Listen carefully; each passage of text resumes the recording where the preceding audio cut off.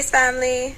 Alright, so a white feminist reached out to me and she told me she thought I was very powerful, and basically she tried to persuade me with compliments to be a part of the feminist movement. She said she thought I was fighting the wrong cause and that sexism was worse than racism because women have always been discriminated against, have always been oppressed, have not had the same equal rights as men no matter what the race, and she thought I would be a major asset to the movement. And so I want to go ahead and address this so everybody knows where I stand when it comes to feminism, especially black feminism. Black feminism branched from white feminism, which initially had absolutely nothing to do with the black man or the black woman. The only reason the white woman reached out to the black woman was because she needed numbers, was because she needed signatures. The same way this white woman only reached out to me was because she thought I would be an asset. The same way politicians only pay black people any attention when they need our votes. Okay, so the white feminism, it had absolutely nothing to do with us. It had everything to do with the white man not treating the white woman right. It had everything to do with the white woman not having the same equal rights as the white man. But the black man and black woman got their equal rights at the same time. So even though the white woman was telling the black woman that the black man had more rights and more privilege than them, in all actuality, the white woman had more privilege and more rights than both the black man and the black woman. And so they whispered these ideas of integration into their ear, which is nothing but the illusion of inclusion. And because of that, it has been the biggest destruction of the black family and one of the most detrimental things that ever happened to the black community ever. And still today, black women are still hollering about equal rights when the unemployment rate for black men is at 18%. Black women are more likely to be hired by a job now than black men. Black women can get more student loans now than a black man. A black woman that can't provide for her child financially can get assistance. A black man that can't provide for his child financially is going to go to jail. So sisters, I'm not sure what we're hollering about when it comes to equal rights, because it seems the black man is the one that doesn't have equal rights. We have more privilege than him. And what corporations do these black men own to tell you you can't have equal pay? It's not the black man that you should be mad at, sisters. You got to look at it as a game of chess. Even though these white feminists say they hate their men, you got to know that they are still the mate of this white man. So they're going to protect that white king as they should in a game of chess.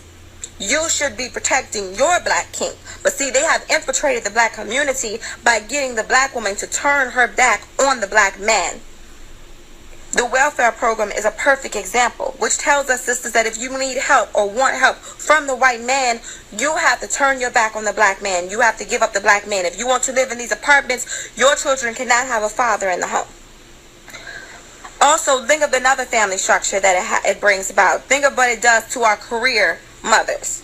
Okay, now they say that the most educated group of people in America now is the black woman, and I love that, but so many of our sisters now have these careers and have these degrees, and all of a sudden they don't see value in the black man. They don't need a man. They don't want a man. And so a lot of them don't want families. They don't want to reproduce, or they wait until they're no longer fertile to try to reproduce and have complications in their pregnancies, or they already have children, but they don't spend any time with them because they're always working. It used to be the man would be the one providing for the family, and the woman would stay home and teach and nurture the children. And together they would raise the children. Now children aren't being raised. They're just being maintained.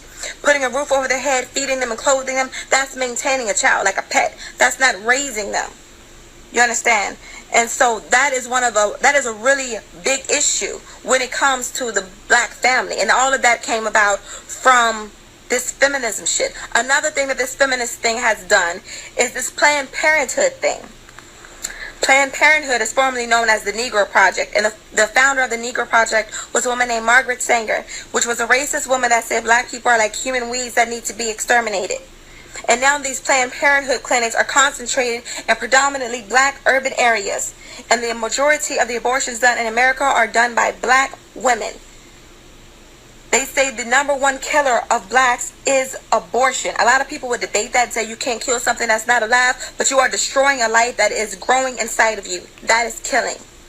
You are helping us exterminate ourselves. These white feminists, they are not your friend.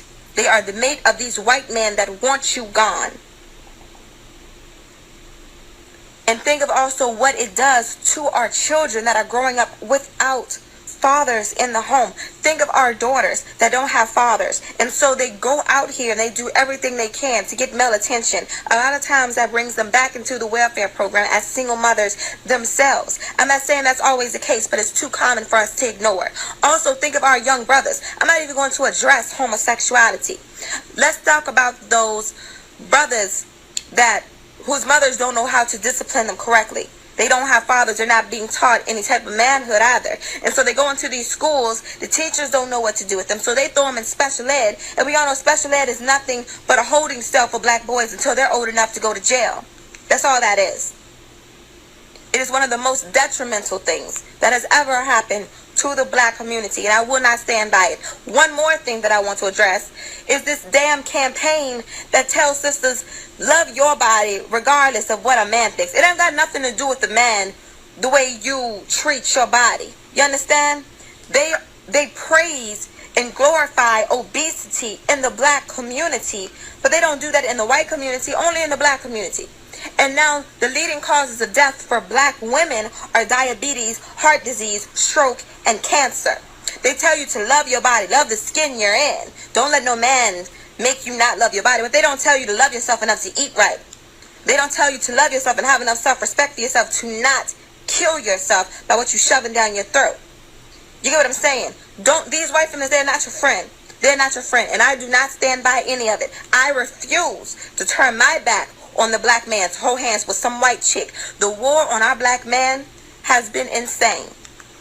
Has been insane. They have done everything they can to destroy the black man, to destroy the image of the black man. They want you dead. They want you gay. They want you incarcerated. And they want us to see no value in you. And I'm not supporting that feminism shit. I'm just not. I really am not. And it was an insult to me that somebody would even approach me with that shit. It was an insult to my intelligence. It was an insult to my loyalty to the black community. It was an insult to the black man. And if you're insulting the black man, you are insulting me, because we are reflections of each other. It was an insult to my ability to think for myself, because a lot of these black feminists, not all of them, but a lot of them, they just don't think for themselves. They're just listening to what white people are telling them about black men. They are listening to these celebrities that are telling you that girls run the world and we don't need men, while all the while they sitting at home married to one.